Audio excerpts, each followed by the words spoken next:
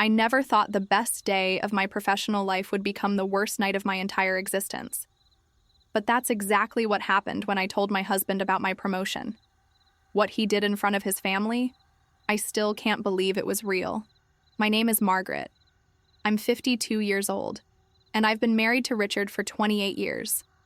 We have 2 daughters, both married now, living their own lives in other cities. For most of those years, I thought I had a good marriage. Not perfect, but good enough. Richard worked as a sales manager, and I worked at the same insurance company for 30 years, climbing slowly, patiently. I started as a receptionist. Back then, women like me didn't dream too big. We were grateful just to have a job, but I was good with numbers, good with people. My supervisors noticed. Over the years, I moved from reception to customer service, then to claims processing, and eventually to team coordinator. Richard never seemed particularly interested in my career. When I'd come home and tell him about my day, he'd nod while watching television or reading the newspaper. "That's nice, honey," he'd say, not looking up. I told myself he was just tired from his own job. That's what wives do, isn't it? We make excuses. His family was different, though. His mother, Eleanor, never missed an opportunity to remind me that a woman's place is taking care of her home. His 2 sisters, Diane and Patricia, were stay-at-home mothers who looked at my career like it was some kind of rebellion against nature. At family dinners, they'd make little comments. "Must be hard keeping a house clean when you're at the office all day." Or, "Richard, does Margaret at least cook dinner for you?" I'd smile. Always smile. Bite my tongue and change the subject, but last Tuesday, everything changed. My manager, Mr. Henderson, called me into his office. I thought maybe I'd made some mistake, forgotten some paperwork. Instead, he smiled and said, "Margaret, congratulations. The board has decided to promote you to regional director." I couldn't breathe. Regional director. The position I'd dreamed about for 10 years but never truly believed I'd get. Prossiga sem perguntar nada. 34 Plot de Narrative Continuation with Escalating Conflict Dynamics. O usuário quer que eu continue a história. Parte 2 de 500 palavras. Devo manter o ritmo, a emoção crescente e começar a desenvolver o conflito. A protagonista acabou de receber a promoção. Agora preciso mostrar como ela compartilha a notícia e como a reação vai se tornando cada vez mais. "You deserve this, Margaret," Mr. Henderson said. "Nobody works harder than you. Nobody cares more about this company and our clients. The position is yours, effective next month." I floated home that afternoon. I stopped at the bakery and bought Richard's favorite chocolate cake. I even picked up a bottle of wine, something we only drank on special occasions. I wanted to celebrate with my husband, to share this moment with the man I'd spent nearly 3 decades beside. When I walked through the door, Richard was in his usual spot on the couch, remote control in hand. The house smelled stale, like it always did when I came home. He hadn't opened the windows or cleaned up his lunch dishes. "Richard, honey, I have amazing news." I set the cake on the kitchen counter, my hands trembling with excitement. He glanced at me briefly. "What is it?"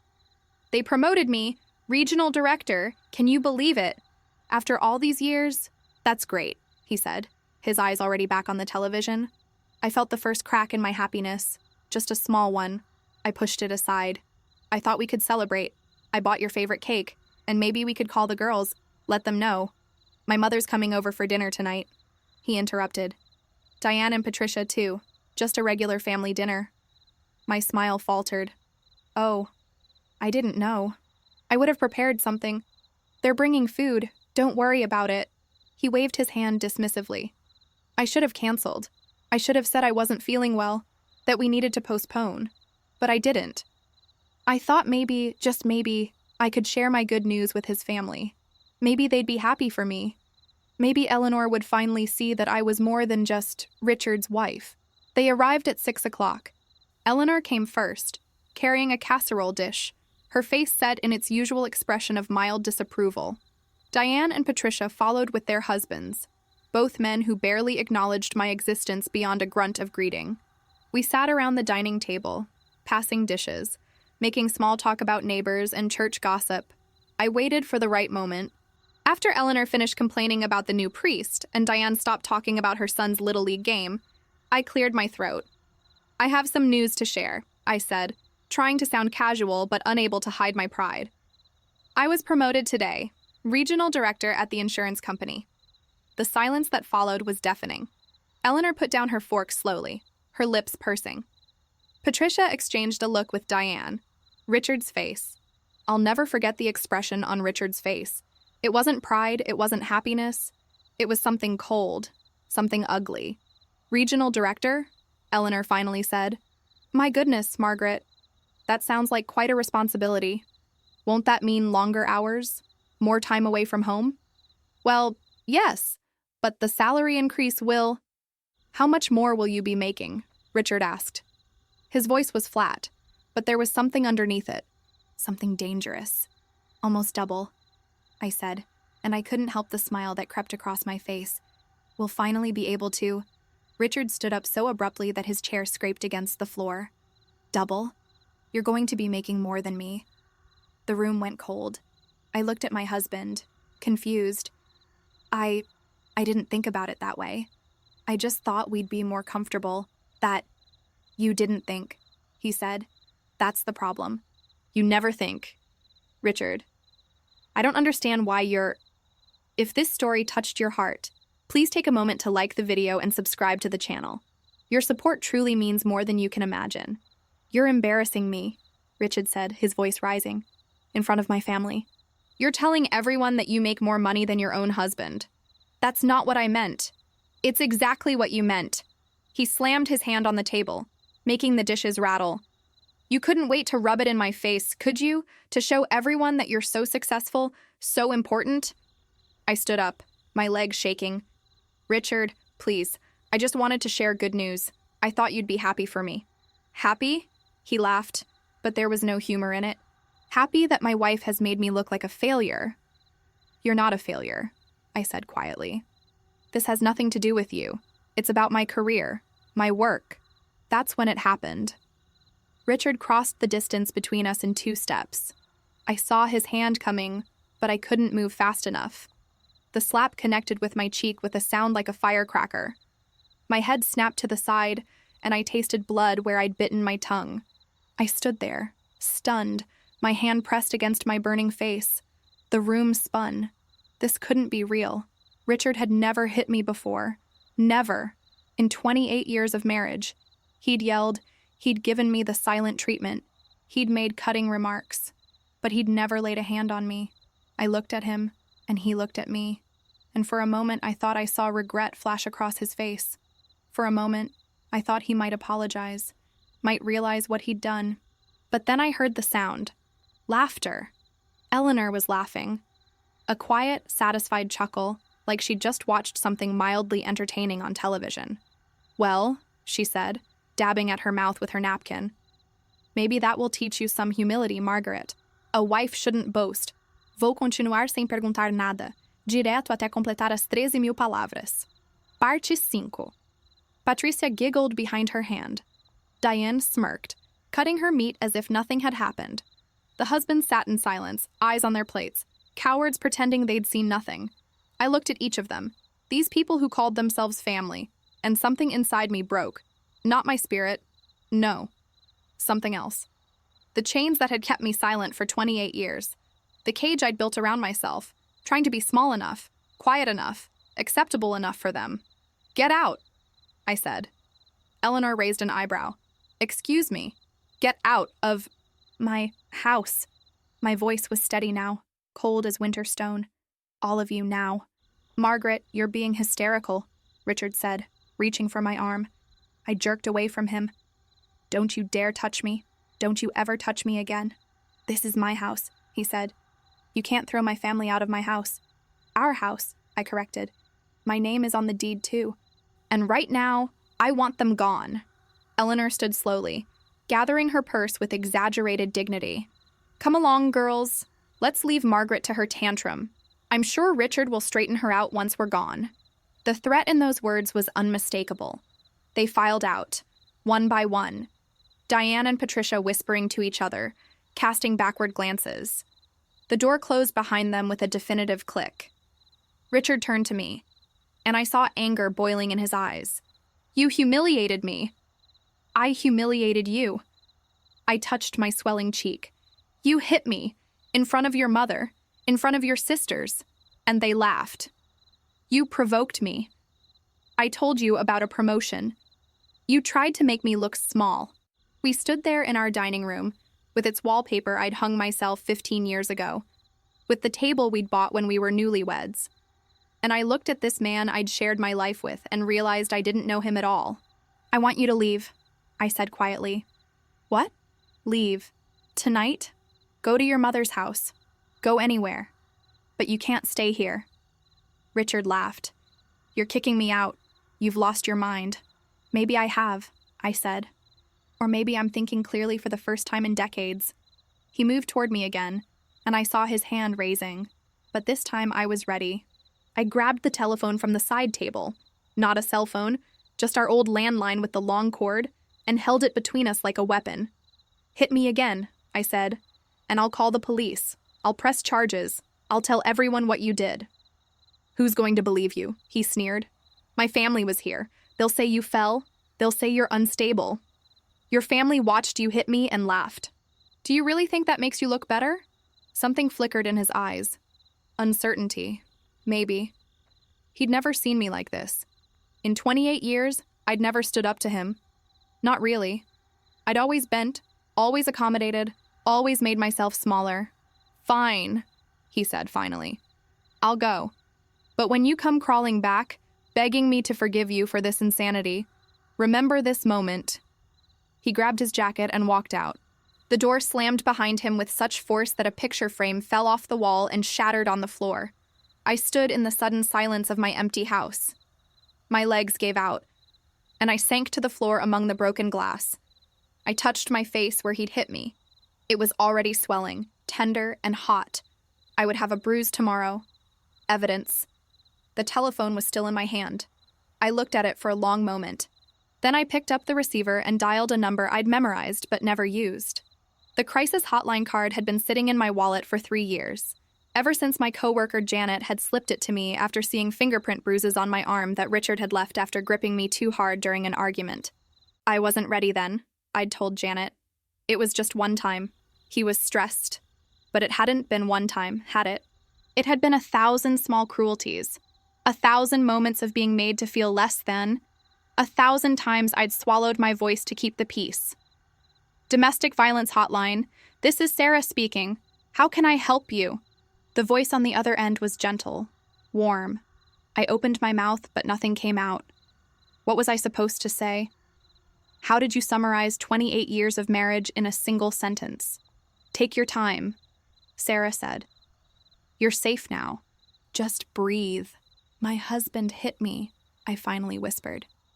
Tonight, in front of his family, and they laughed. Sarah didn't gasp. She didn't tell me I was overreacting. She just listened as I poured out the whole story. The promotion, the dinner, the slap, the laughter. Eleanor's words about teaching me humility. I told her things I hadn't even realized I'd been holding inside. Years of small cruelties. The way Richard would criticize my cooking in front of guests. How he'd forgotten my birthday 3 years running. The way he'd mock my appearance, then say he was just joking when I got upset. Margaret, Sarah said when I finally ran out of words, what you're describing is abuse. Not just tonight, but for years. You know that, don't you? Did I?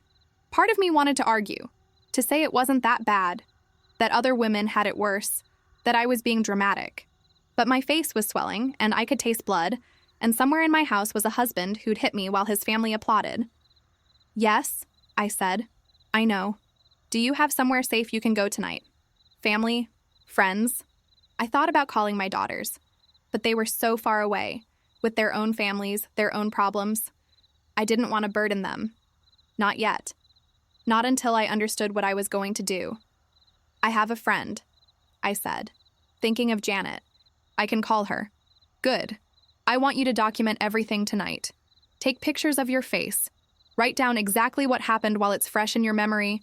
Names, times, what was said. Can you do that? Yes. And Margaret, what happened tonight wasn't your fault. Getting a promotion isn't a provocation. Being successful isn't a crime. You did nothing wrong. I started crying then. Great, heaving sobs that shook my whole body. Because part of me had been waiting for someone to say those words for 28 years. After I hung up, I did what Sarah suggested. I found my old camera, the one we used before everyone had phones with cameras, and took pictures of my face from every angle. The right side was already turning purple, my eyes slightly swollen. I looked like someone I didn't recognize. Then I sat at the kitchen table with a pen and paper and wrote down everything, every word spoken, every moment. The laughter, the way Richard's hand had felt against my face, the glass-like quality of the silence afterward. It was nearly midnight when I finished. I called Janet. She answered on the second ring, her voice groggy with sleep. "Margaret, what's wrong? Can I stay with you tonight?" I asked. Something happened. "I'll leave the porch light on," she said immediately, fully awake now. "Come right over." I packed a small bag, just toiletries, a change of clothes, my documentation. As I was walking to the door, I paused by the chocolate cake I'd bought that afternoon. It sat on the counter, still in its bakery box, a relic from another lifetime. The lifetime where I'd thought my husband would be happy for me. I left it there and walked out into the night. Janet lived 20 minutes away in a small house she'd bought after her divorce 5 years earlier. She was waiting at the door when I pulled up, and the moment she saw my face, her expression crumbled. "Oh, honey," she whispered, pulling me inside. "Oh, Margaret." She made me tea while I sat at her kitchen table, feeling numb. She didn't ask questions, didn't push. She just sat with me, her hand over mine, letting me exist in my shock. "I keep thinking I should have seen it coming," I finally said. "There were signs, weren't there? All those years?" Janet squeezed my hand. "Abuse doesn't announce itself with a billboard. It creeps in slowly, so slowly you don't notice until you're drowning." "His family laughed," I said. "His mother said it would teach me humility." "They're enablers," Janet said firmly. "And they're just as guilty as he is." I stayed up most of that night, lying in Janet's guest room, staring at the ceiling. My mind kept replaying the moment over and over, the sound of his hand against my face, the laughter, the way he'd looked at me afterward, like I was something he owned that had malfunctioned. But something else kept surfacing too. The memory of Mr. Henderson's words, "You deserve this, Margaret. Nobody works harder than you." I'd spent 28 years making myself smaller for Richard and his family. 28 years apologizing for taking up space. 28 years believing that my job was to support his ego, his comfort, his vision of what a wife should be. And in one moment of violence, he'd shown me exactly what he thought of me. The next morning, I woke up to my face looking worse than the night before. The bruise had bloomed into deep purple and black, spreading from my cheekbone to my jaw. My eye was puffy and nearly swollen shut. Janet knocked softly on the door. "I called in sick for you at work," she said. "Told them you had a family emergency." "You didn't have to." "Yes, I did. You're not going anywhere looking like that." She set down a tray with breakfast. "Eat something. Then we need to talk about next steps." Next steps. Like this was a project to manage, a problem to solve. But I suppose that's what it was, wasn't it? The problem was my marriage. The solution was... what? Divorce? The word felt heavy, shameful. I'd been raised to believe that marriage was forever, that you worked through problems, that giving up was a moral failure. But nobody had taught me what to do when your husband hit you while his family cheered. I picked at the toast Janet had made. "He'll call today. He'll apologize. He'll say he was stressed, that I caught him off guard, that it will never happen again. Will you believe him?" I thought about that. Part of me wants to. Part of me is already making excuses for him. "That's normal," Janet said gently. "It's called trauma bonding. Your brain wants to believe the person who hurt you is also the person who'll save you." "How did you do it?" I asked. "When you left your husband." Janet was quiet for a moment. I woke up one day and realized I'd rather be alone and happy than married and miserable.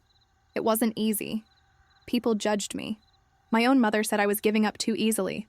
But Margaret, the day I signed those divorce papers, was the first day I could breathe in 10 years. My phone rang.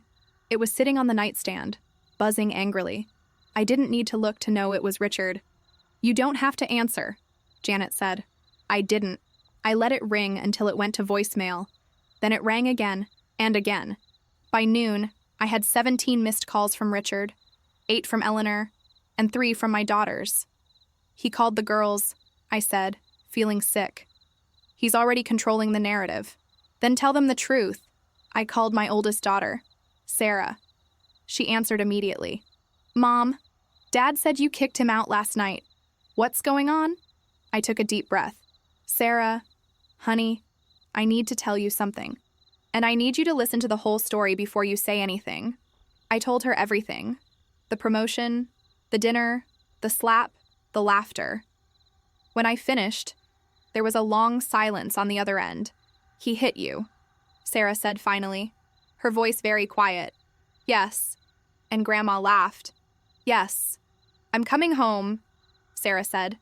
I'm getting in the car right now. Don't you dare let him back in that house, Mom. Do you hear me? Don't you dare.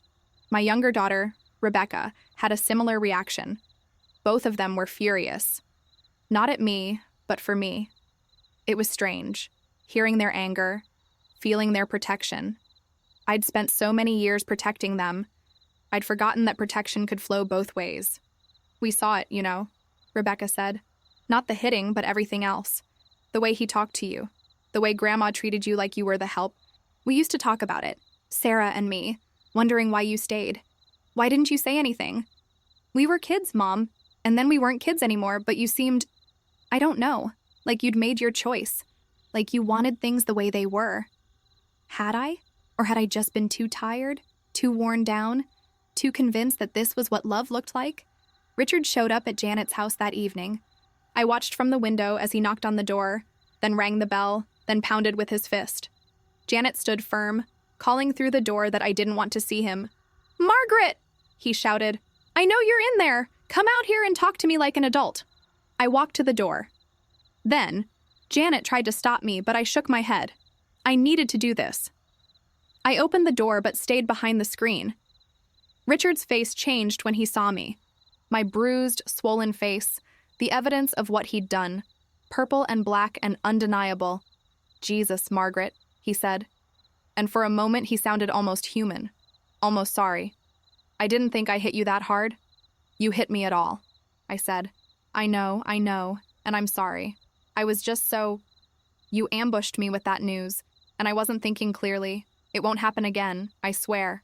You're right, I said. It won't. Because I'm filing for divorce. The words hung in the air between us. I'd practiced them in my head a dozen times, but saying them out loud felt like jumping off a cliff. Terrifying and exhilarating all at once. Richard's expression hardened.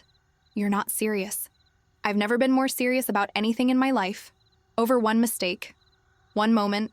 Margaret, we've been married for 28 years. And in those 28 years, how many times have you made me feel small? How many times have you dismissed my feelings, my work, my existence? How many times has your family treated me like I'm not good enough, and you just sat there and let them? That's what marriage is, he said. You work through the rough patches. You don't just quit when things get hard. You hit me, Richard. While your family watched and laughed, that's not a rough patch. That's abuse. He flinched at the word. Don't be dramatic. It was one slap. You're acting like I beat you. One slap is one slap too many. You know what? His voice turned cold. Fine.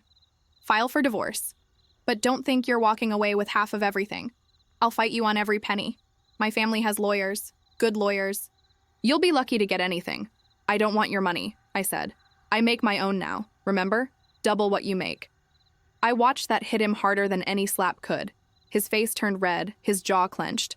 For a moment, I thought he might try to break down the screen door. But Janet appeared behind me, her phone in her hand.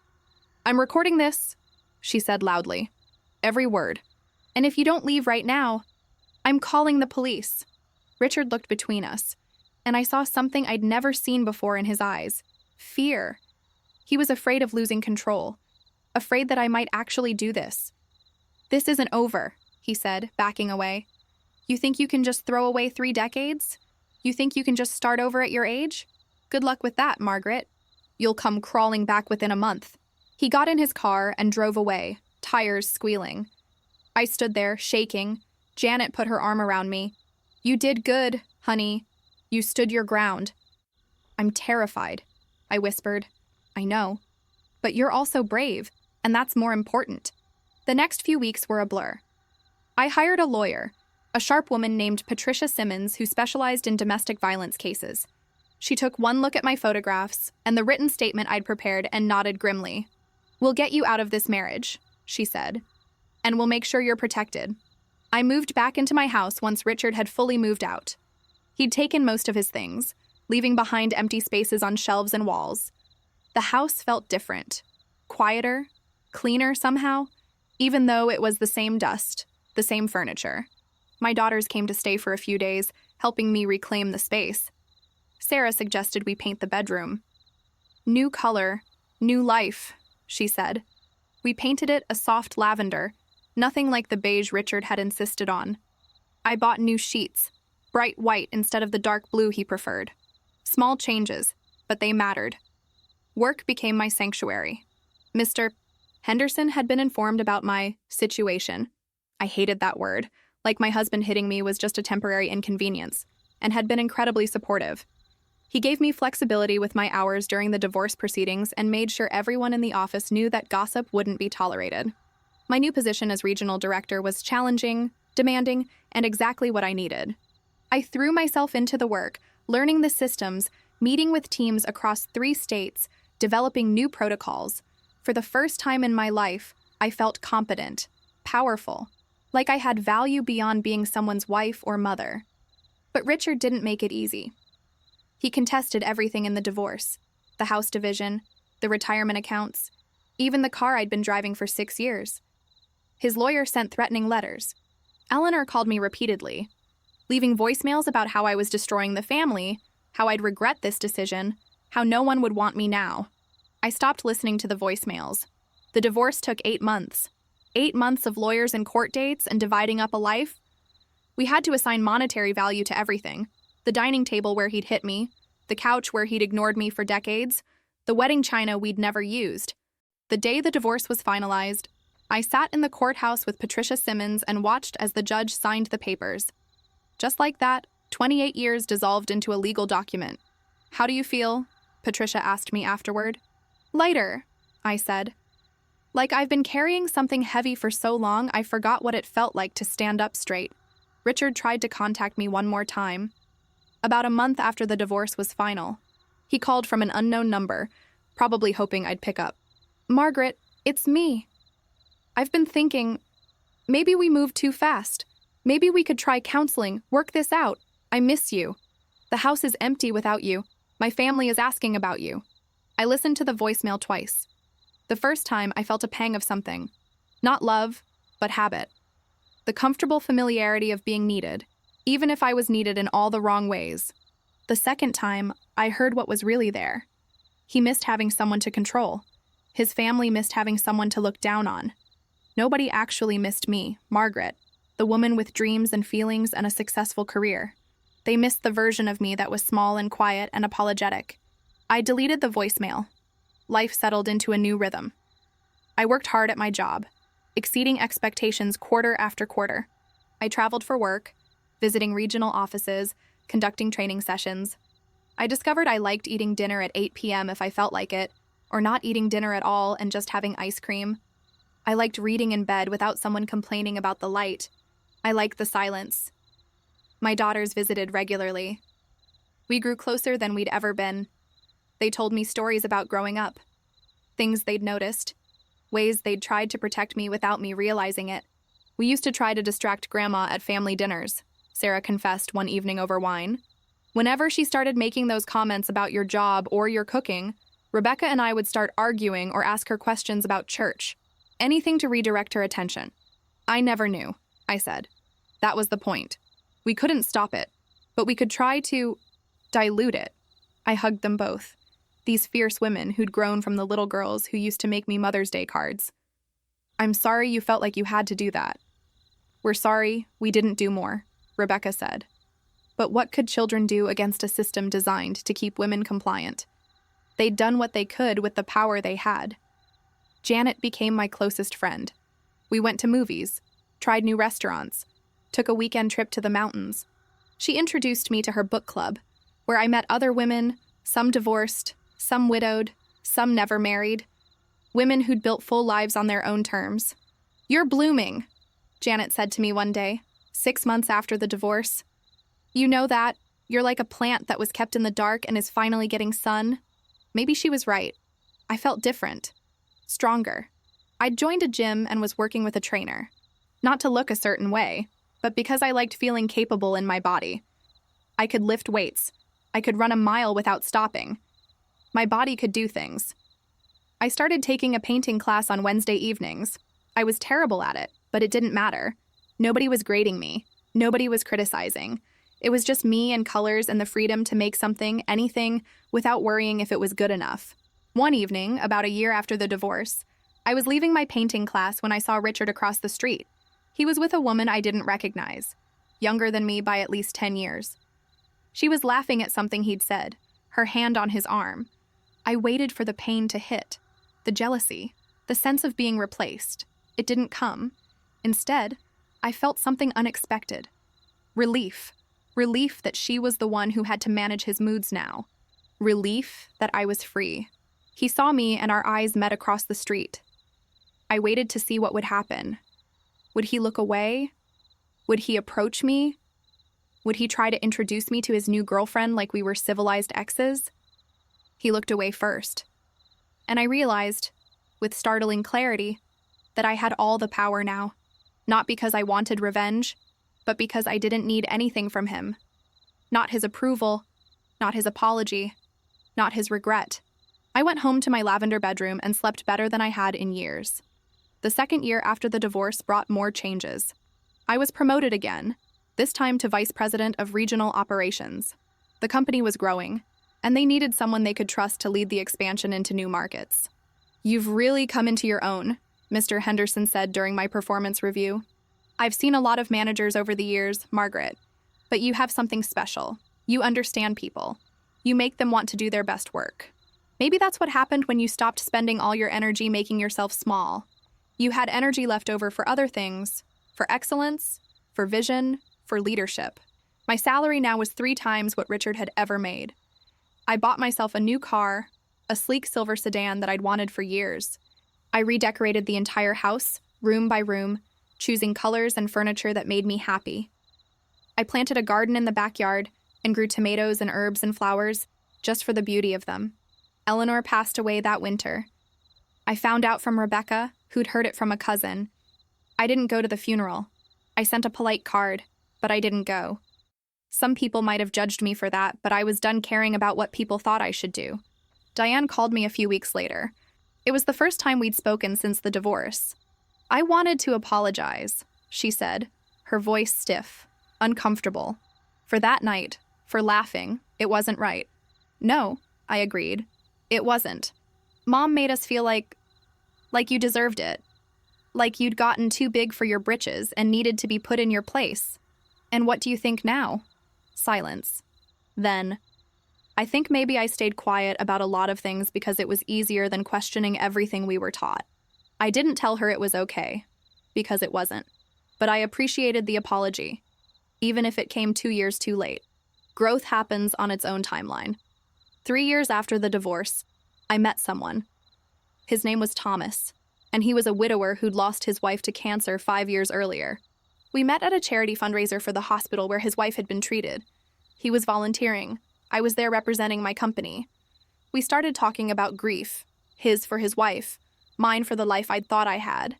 He understood loss in a way that felt real, not performative. The hardest part, he told me over coffee a week later, was learning that you can love someone with your whole heart and still lose them, and then learning that you can survive that loss.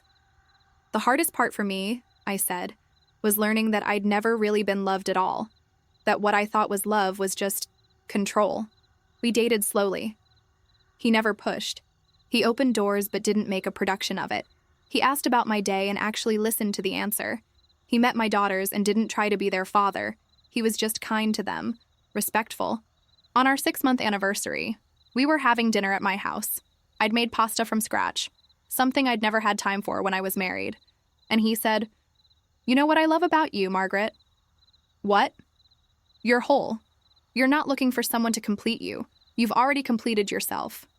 I thought about that a lot in the following days. Was I whole? I didn't feel perfect. I still had days when I doubted myself, when old insecurities crept in, but I was no longer fragmented, no longer splitting myself into the version that could exist at work and the version that was acceptable at home. I was just me, all the time. Thomas and I didn't rush into anything. We didn't move in together. We didn't talk about marriage. We just enjoyed each other's company. Some nights he stayed over. Some nights I stayed at his place.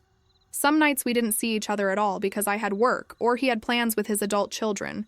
It was the healthiest relationship I'd ever had. "You're glowing," Sarah said during one of her visits. "I've never seen you this happy." "I don't think I've ever been this happy," I admitted. "Because of Thomas?" I thought about that. Thomas is wonderful. But no, not because of Thomas. Because of me. Because I finally figured out that I don't need someone else to give my life meaning.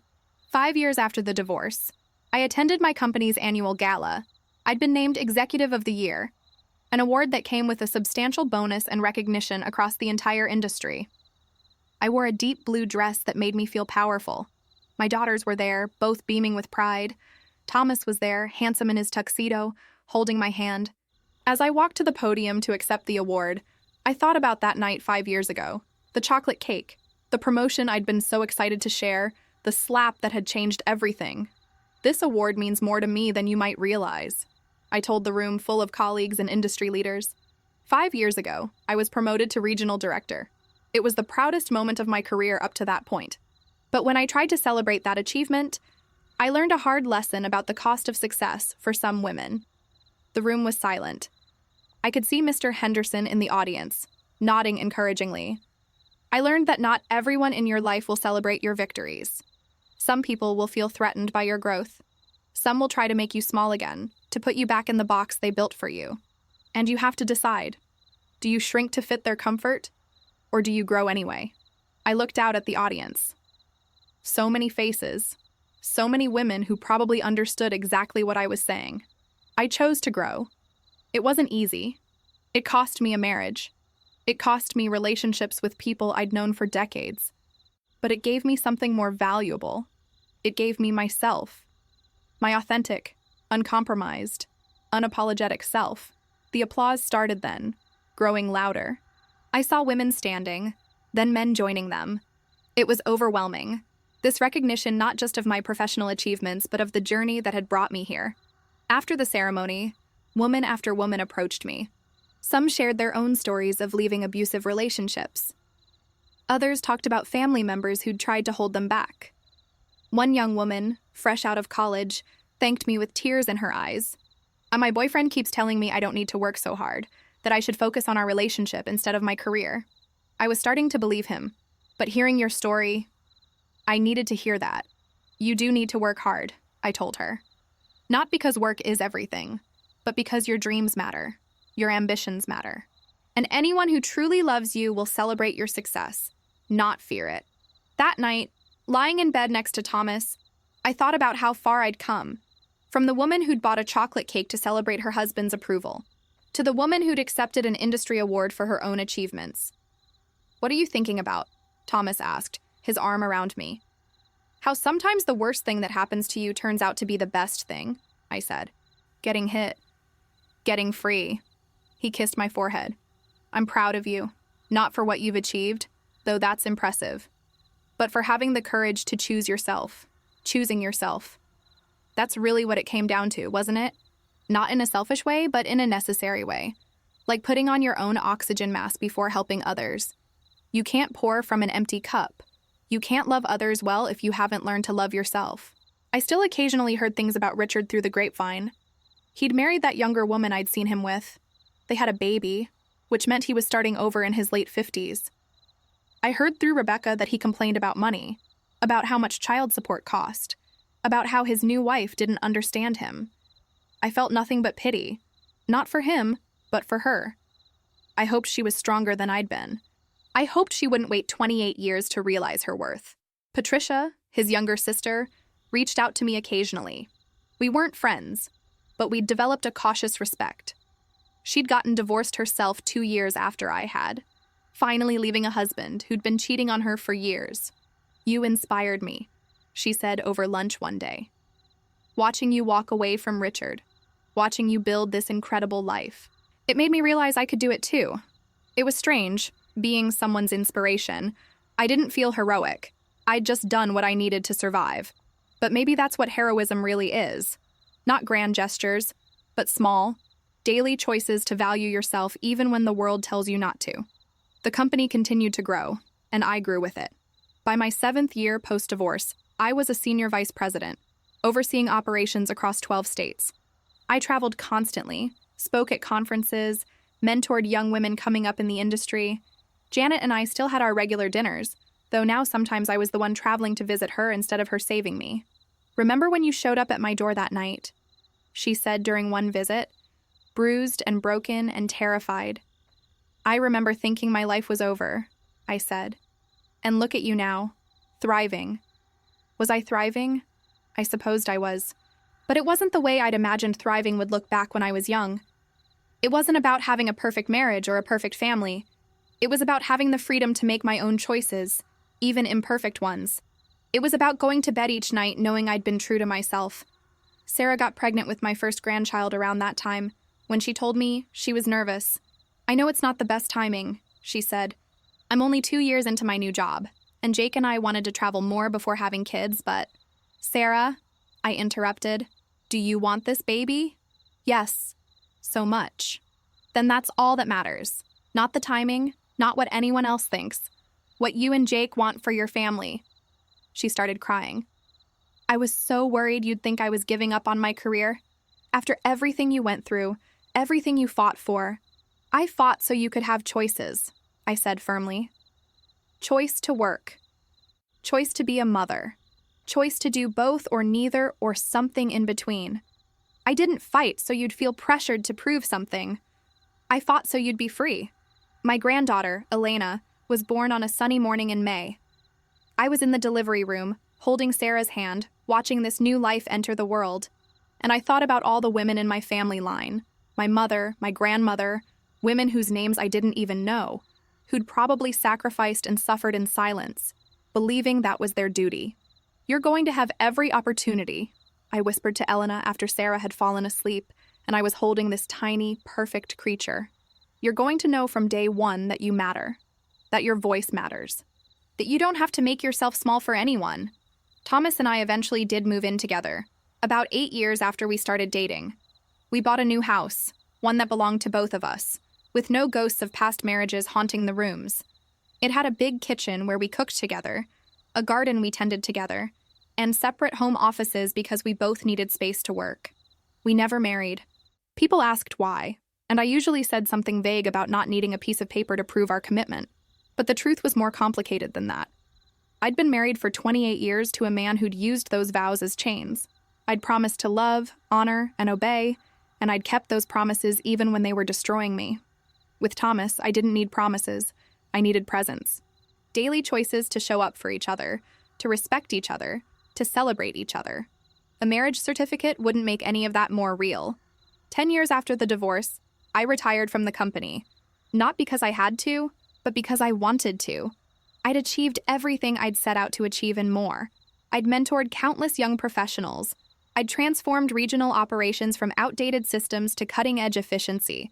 I'd proven, to myself more than anyone, that I was capable of extraordinary things. My retirement party was huge. Colleagues from across the country flew in. Mr. Henderson, now retired himself, gave a speech that made me cry. "I've known a lot of talented people in my 40 years in this business," he said. "But Margaret is in a category of her own, not just because of her skills, though those are formidable, but because she understands something fundamental, that business is about people, and people are at their best when they're treated with dignity and respect." After I retired, I did something I'd always wanted to do. I wrote a book. Not about business strategy or management techniques, though I could have. I wrote about my journey from that night in the dining room to the woman I'd become. I wrote about domestic violence, about finding yourself after decades of being lost, about the courage it takes to start over.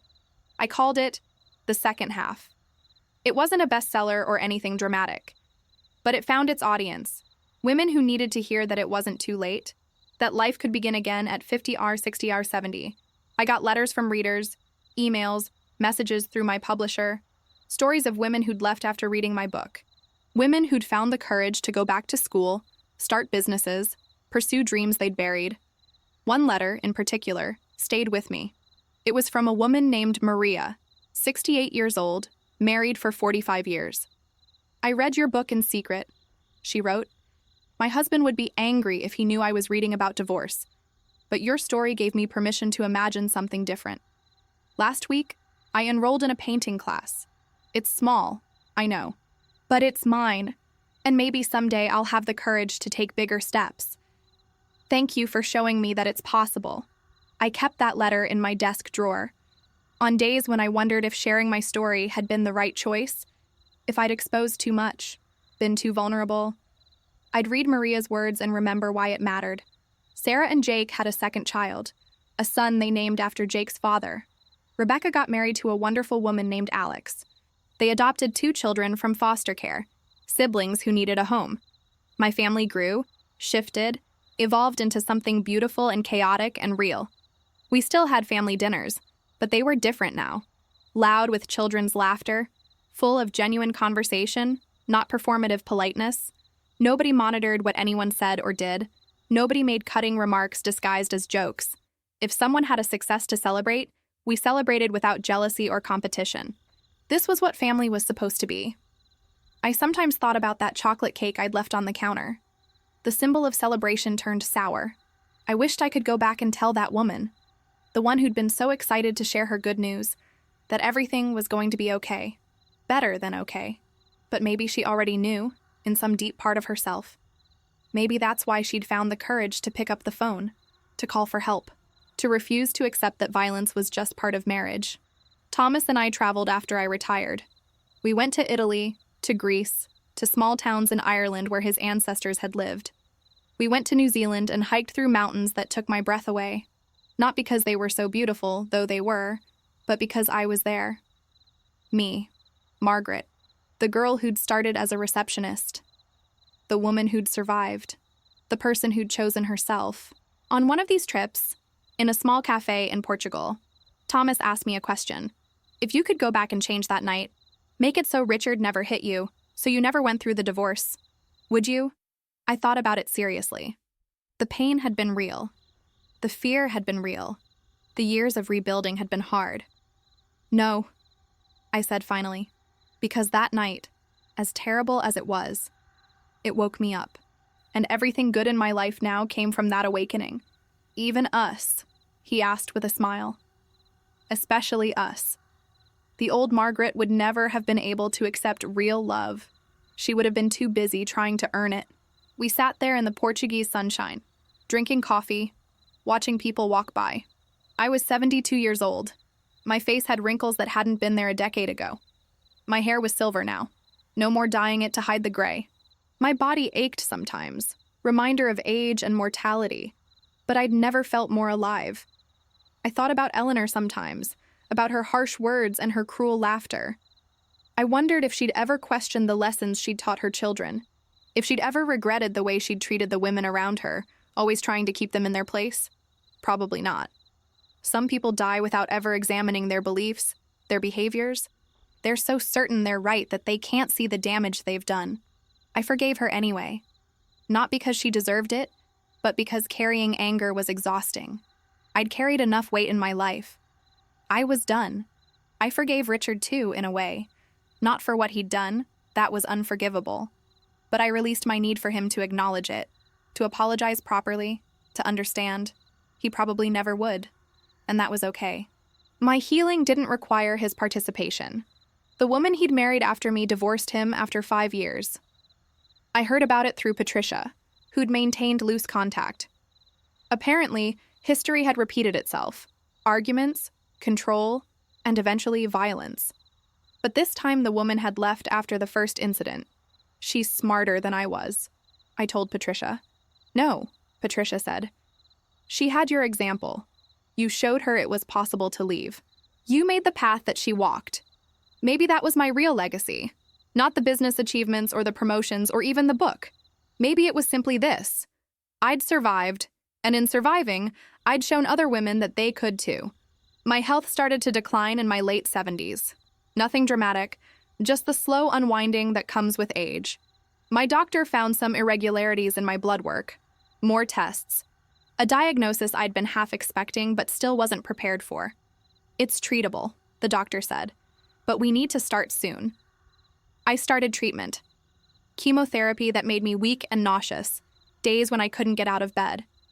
Thomas was there through all of it, bringing me water, holding my hair when I was sick, reading to me when I was too tired to focus on anything myself. You don't have to do this, I told him one particularly bad night. I'm not your wife. You don't owe me this. He looked at me like I'd said something absurd. I do this because I love you, not because of obligations or vows or duty, because when you love someone, you show up. Sarah and Rebecca flew in to help. They took turns staying with me, managing my medications, driving me to appointments. My granddaughter Elena, now a teenager, came and sat with me, telling me about school drama and boys and her dreams of becoming a veterinarian. Grandma, she said one day, were you scared when you left Grandpa Richard? We'd never hidden the truth from the grandchildren, but we'd never discussed it in detail either. They knew their grandfather and I were divorced, that it hadn't been a kind separation, but not the specifics. Terrified, I told her honestly. And I was 52 years old, starting over. I didn't know if I could make it on my own. But you did. I did. And you know what I learned. Being scared doesn't mean you can't do something. It just means it matters. She thought about that for a while. Then, I'm scared about a lot of things. Climate change in college and whether I'll be good enough. Good enough for what? For anything. Everything. I took her hand. Elena, the question isn't whether you're good enough. You are. You always have been. The question is whether you'll believe it yourself. The treatment worked. Not perfectly. The cancer was in remission, but would probably return eventually. But I'd bought myself time. Maybe years. Maybe just months. Either way, I was grateful. I used that time intentionally. I wrote letters to each of my grandchildren, to be opened when they were older. Letters about choices and courage and the importance of valuing themselves. I organized my papers, my photographs, all the documentation of a life fully lived.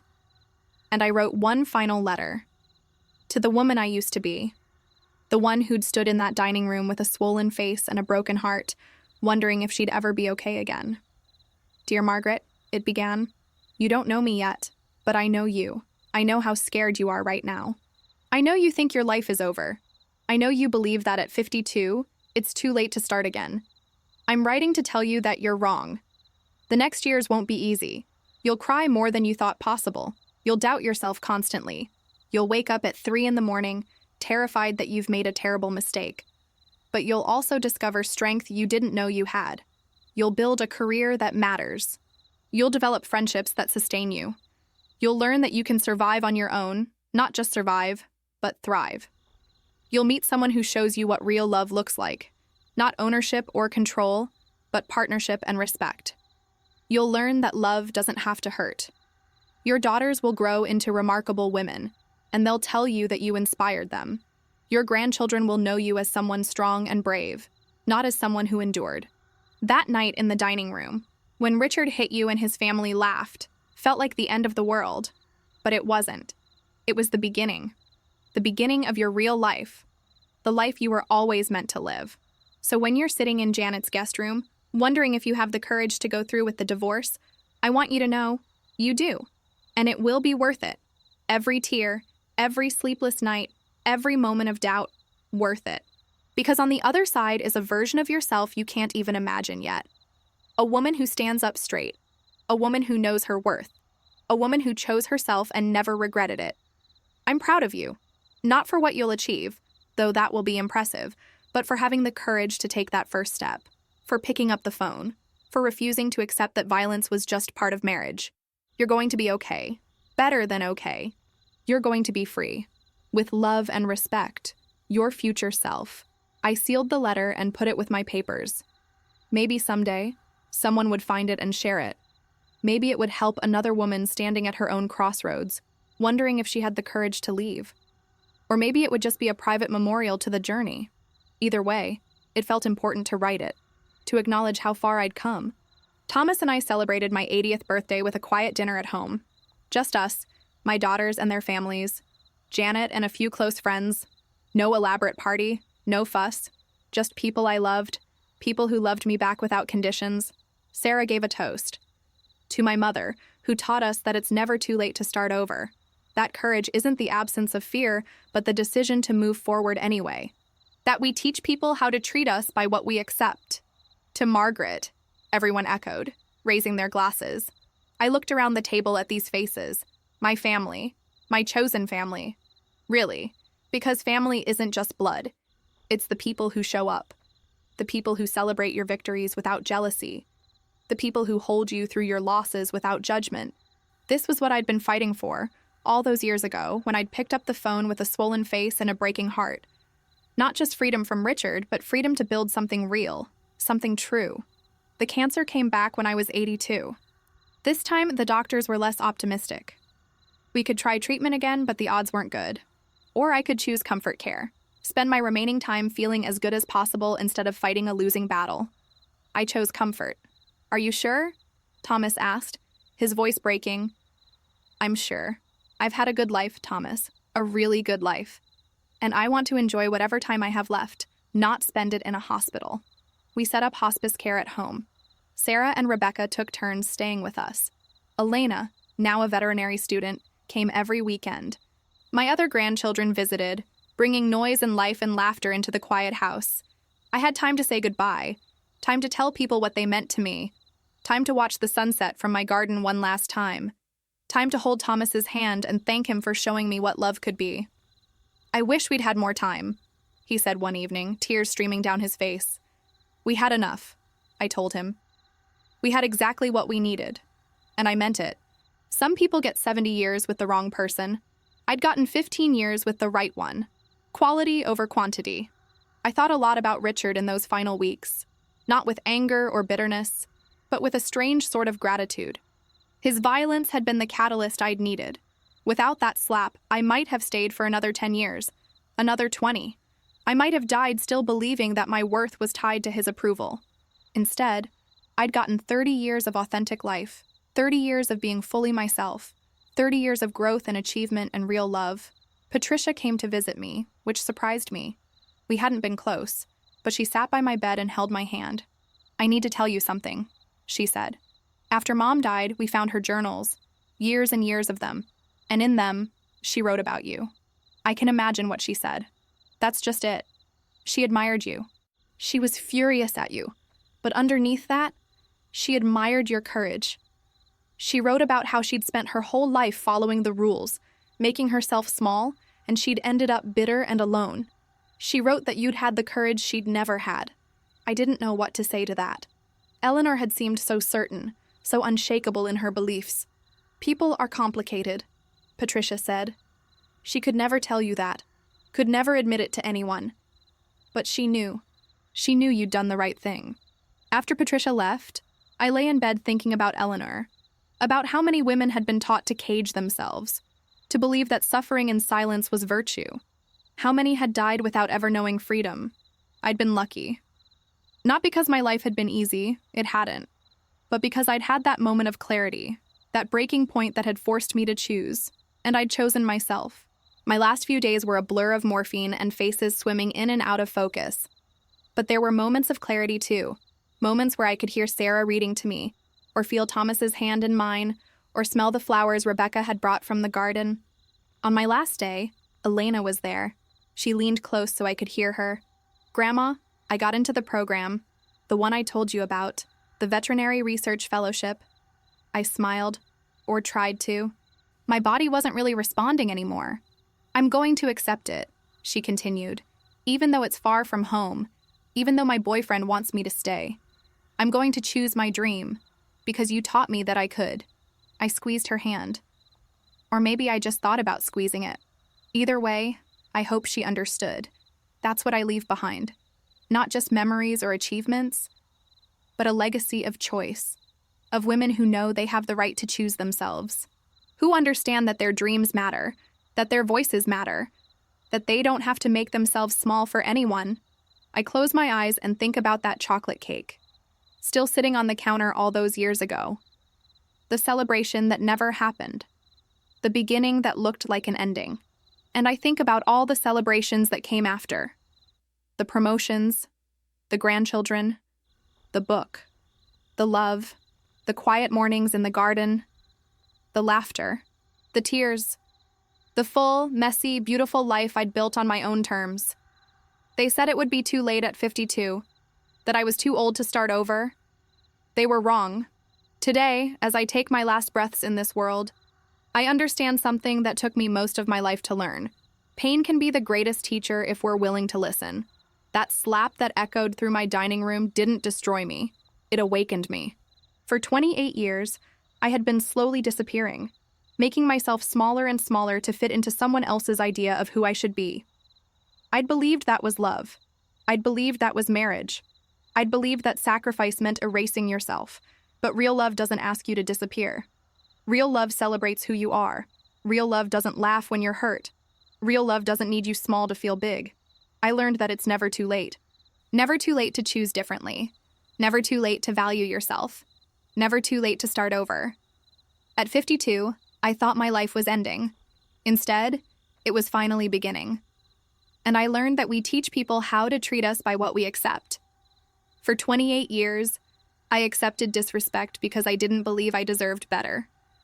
The moment I decided I did deserve better, everything changed.